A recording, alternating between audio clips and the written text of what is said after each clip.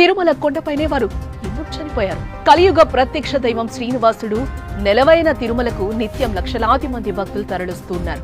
దేశవ్యాప్తంగా వచ్చిన భక్తజనంతో ఆ 7 కొండలు ఎప్పుడూ కిక్కిరిసి ఉంటాయి.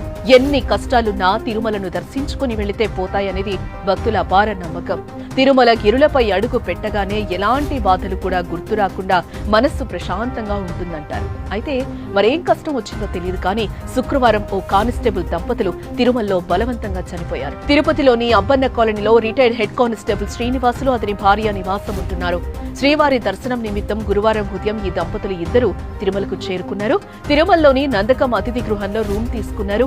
నందకం గెస్ట్ హౌస్ లోని రూమ్ నెంబర్ 203ను అక్కడి సిబ్బంది వీరికి కేటాయించారు. అయితే రూమ్ తీసుకున్న సమయం గడిచినా వారు గది నుంచి బయటకు రాలేదు.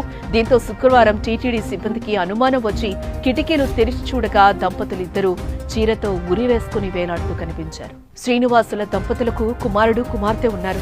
ఇటీవలే కుమార్తె అల్లుడు శ్రీకాంత్ యూకే నుంచి ఇండియాకు రాగా కుమారుడు బెంగళూరులో ఉద్యోగం చేస్తున్నాడు.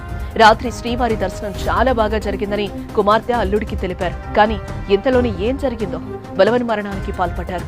చనిపోయే ముందు తమ చావుకు ఎవరూ కారణం కాదని ఓ లేఖను కూడా రాసిపెట్టారు. శ్రీనివాసులు నాయుడు అనారోగ్యంతో 2 ఏళ్ల కిందటే వాలంటీర్ రిటైర్మెంట్ తీసుకున్నారు. ఆర్థికంగా ఇబ్బందులు కూడా లేవని సమాచారం.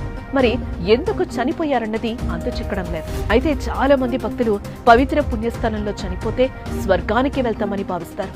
కాశీలో అయితే కైలాసానికి, తిరుమలలో చనిపోతే వైకుంఠానికి చేరతామని నమ్ముతూ ఉంటారు భక్తులు. ఇలాంటి మూఢనమ్మకాలను మనసులో పెట్టుకుని పలువురు తిరుమలలో చనిపోయిన సంఘటనలు ఉన్నాయి. ఇప్పుడు శ్రీనివాస దంపతులు కూడా అదే నమ్మకంతో చనిపోయారా అనే అనుమానాన్ని కూడా కొందరు వ్యక్తం చేస్తున్నారు. ప్రస్తుతం వారి మరణానికి కారణాలపై పోలీసులు ఆరా తీస్తున్నారు. కుటుంబ సభ్యులను విచారిస్తున్నారు. ఏ విచారణలో అసలు కారణం బయటపడే అవకాశం ఉంది.